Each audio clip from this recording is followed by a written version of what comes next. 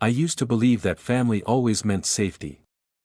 That bloodlines were invisible shields, protecting you from betrayal, from pain. But that summer proved me wrong. It was the summer I stayed with my cousin Liam, and met his friend Noah.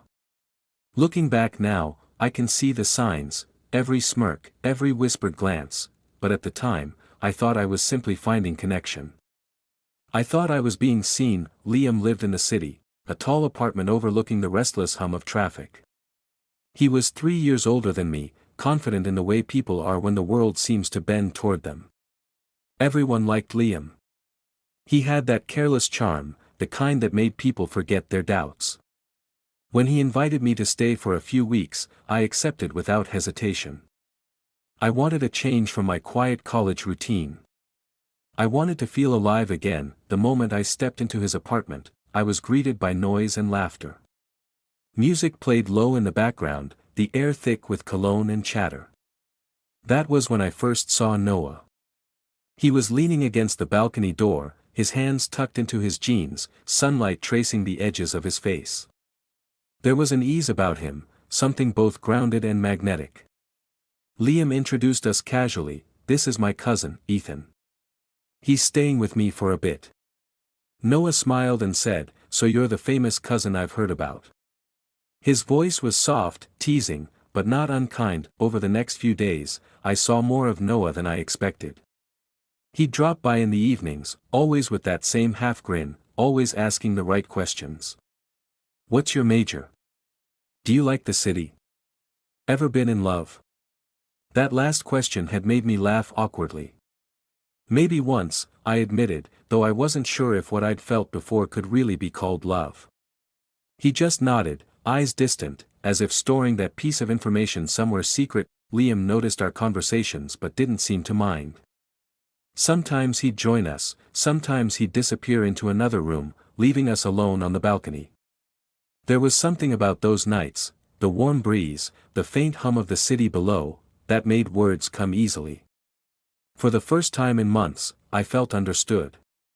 Noah didn't look at me like I was fragile or lost. He made me feel normal. Seen. Human. But even then, there were moments that unsettled me. Once, I caught Liam watching us from the kitchen, his expression unreadable. Another time, when Noah and I laughed over something trivial, Liam said quietly, "Careful, cousin. He's trouble."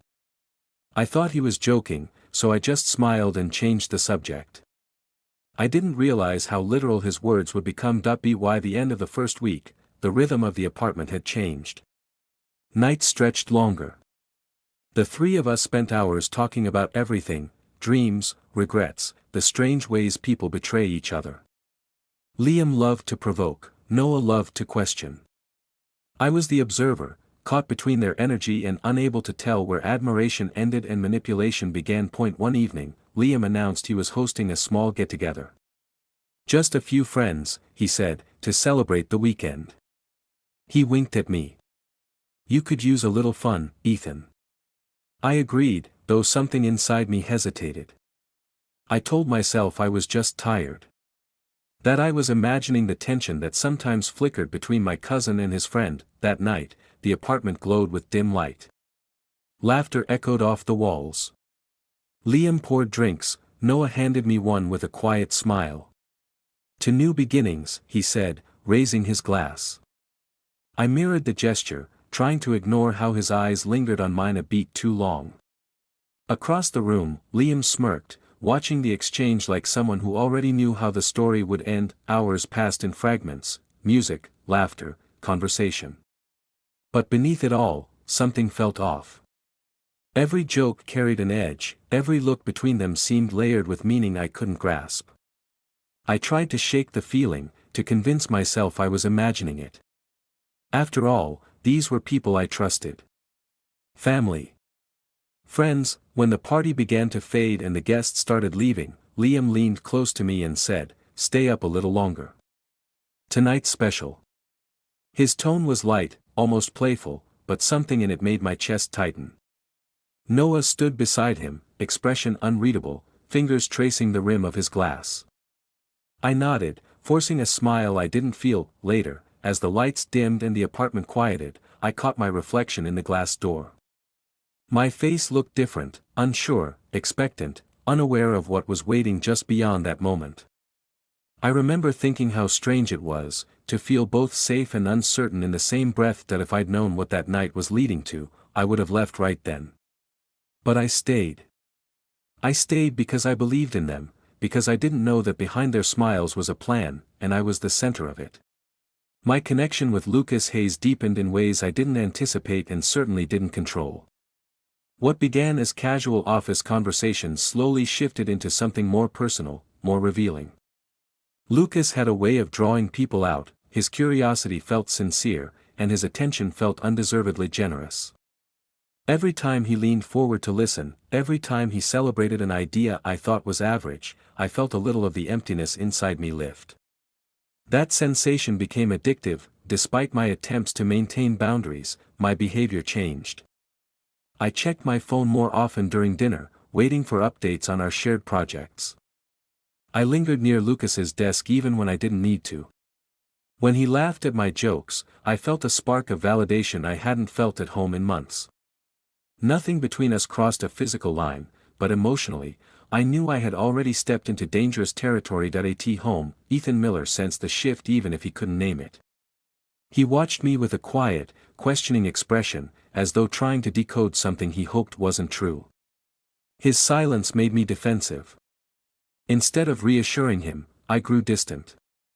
When he asked why I was working late so often, I brushed him off with excuses about deadlines and campaigns. Ethan didn't press, but his disappointment hung between us like a shadow neither of us could escape. One Friday evening, Lucas invited me to a small networking event hosted by a design firm. He framed it as a chance to meet potential collaborators, but I knew the invitation was personal. I hesitated, telling myself it was harmless, that attending didn't mean anything. Deep down, I knew I was rationalizing. Still, I went. The event buzzed with creative energy, people discussing branding, typography, and the evolution of digital art. Lucas introduced me to everyone with enthusiasm, praising my work far more than I deserved. His words flattered me, filling a need for recognition I hadn't realized had grown so large. As the evening wound down, Lucas and I stepped outside for fresh air. The street was quiet, dimly lit by a flickering street lamp. He looked at me with a sincerity that felt both comforting and alarming. "Daniel," he said softly, "you deserve someone who appreciates you. You know that, right?" My breath caught. It wasn't the words themselves, but the intent behind them. A line had been crossed, not through touch, but through implication. I knew I should have stepped back, created space, made things unambiguously professional. But I froze, torn between loyalty and the aching desire to feel valued. Before I could respond, Lucas took half a step toward me, as though testing the boundaries between us. The air thickened with tension, unspoken, unsettling, undeniable. I felt the moment tipping into a place it shouldn't go. "I can't," I whispered finally, the words barely audible. "I'm married." The conflict in Lucas's expression flickered, hurt, frustration, resignation. He nodded, but his voice was tight when he replied, "I'm not asking you to stop being married. I'm just asking you not to pretend you're happy." His statement struck a nerve. It felt like a truth I had been avoiding. But instead of confronting that truth with Ethan, I let guilt twist inside me. I turned to leave, needing distance, clarity, anything that resembled control. Lucas followed me a few steps, insisting he hadn't meant to upset me. His tone was apologetic, but the moment had already slipped out of both our hands. We passed a man leaning against a wall, someone I didn't recognize. His voice cut through the night sharply. "Lucas? You're seriously avoiding me now?" Lucas stiffened. The stranger's tone wasn't violent, just charged with unresolved tension, an argument clearly unrelated to me. Yet the confrontation startled me, amplifying the discomfort already brewing in my chest. "I don't have time for this," Lucas muttered, trying to walk away, but the man stepped closer, determined to continue the argument. I took a step back, wanting no part in whatever personal dispute Lucas had stumbled into. My pulse quickened as the conversation escalated, voices rising, tempers flaring. I tried to urge Lucas to leave with me, but the stranger's frustration only grew, and then, in a split second that felt impossibly slow, the man's hand reached into his jacket that I froze. Lucas's eyes widened. The night seemed to hold its breath. Before I could react, Lucas shouted, "Daniel, get back." The stranger pulled out a weapon that my legs refused to move. Panic thundered in my chest. The streetlights blurred as fear swallowed every rational thought. The last thing I remember is the deafening sound that tore through the air, followed by a shadow barreling toward me from behind. Someone had stepped between me and the danger, but I didn't yet know who. Time slowed in that moment. I could only hear my own heart hammering in my chest as the shadow lunged forward, colliding with me. Pain exploded across my vision, not in my own body, but in someone else's. I turned and saw him lying on the asphalt, Ethan Miller, his face pale, a streak of blood spreading across his shirt, everything fractured. Lucas screamed my name, panic sharp in his voice, while the stranger, confused, panicked, stumbled back and fled into the night. My knees buckled, and I dropped to Ethan's side, trembling, unable to form words. My husband, the man I'd taken for granted more than I cared to admit, had thrown himself in front of me to save my life. That I pressed my hands against his chest, willing him to breathe, willing him to open his eyes. "Ethan. Ethan, please. Stay with me." I yelled, my voice raw, echoing off the empty street. Lucas frantically dialed emergency services, his hands shaking as he relayed our location. I could hardly focus, my mind spinning with a swirl of guilt, fear, and disbelief. The ambulance arrived in minutes that felt like hours.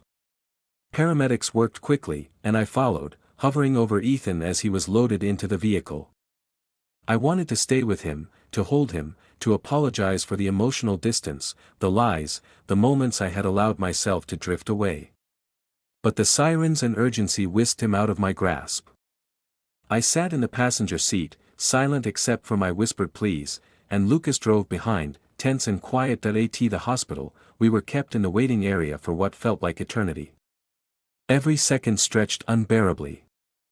I thought of the moments I had squandered, the unspoken words, the cold silences I had allowed to grow between us. I had flirted with someone else, yes, but never physically, never in a way that could have put Ethan in actual danger.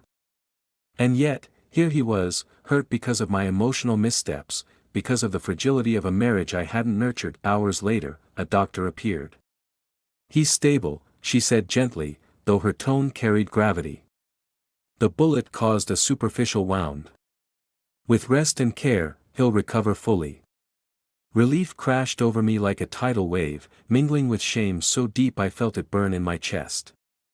I sank into the chair, finally letting myself cry. When Ethan woke, he looked at me with tired eyes, his hand weakly reaching for mine. "Daniel," he whispered, voice raspy but filled with warmth. I saw you outside. I didn't hesitate. I knew I couldn't lose you that way." I shook my head, tears streaming. "Ethan. I've been so distant. I let myself drift away from you. My voice faltered. I almost ruined everything with Lucas. I didn't. I hurt you." Ethan's hand tightened around mine. "You almost did, but we're still here. We're alive. And I stepped in front of that bullet because, Daniel, you're the person I chose. Flaws and all. But I need honesty now, complete honesty." I swallowed hard, the weight of my confession pressing down. I told him everything, my loneliness, my emotional affair, my confusion, the nights I had lied to cover my absence, the fleeting connection with Lucas. Ethan listened, eyes searching mine for sincerity, and when I finished, he simply nodded. "It hurts," he admitted. "But it's also why I stayed. Love is messy. Marriage is messy. But it's worth it if we're willing to fight for it." That night, as we sat together in the quiet of our hospital room, I understood the true meaning of sacrifice, not just physical, but emotional. Ethan had risked his life for me, and in doing so, he reminded me of the depth of our bond. I vowed to rebuild, to be present, to value every moment that I and the weeks that followed, I ended all communication with Lucas professionally and respectfully. I poured my energy into healing with Ethan, attending therapy sessions and creating space for real conversations. Slowly, the distance that had grown between us began to close. It wasn't perfect, and it wasn't immediate, but it was real, honest, and earned. Sometimes, I still think about that night. About the bullet, about the almost lost love, about how fragile life can be when taken for granted. But I also think about Ethan, the quiet hero who risked everything for me, and I am reminded that marriages, even ordinary ones, can become extraordinary when we choose to fight, forgive, and truly see each other again, and that's when I realized something I'll never forget: some moments define a lifetime. And some people, the ones who truly love you, will step into danger so you can continue yours.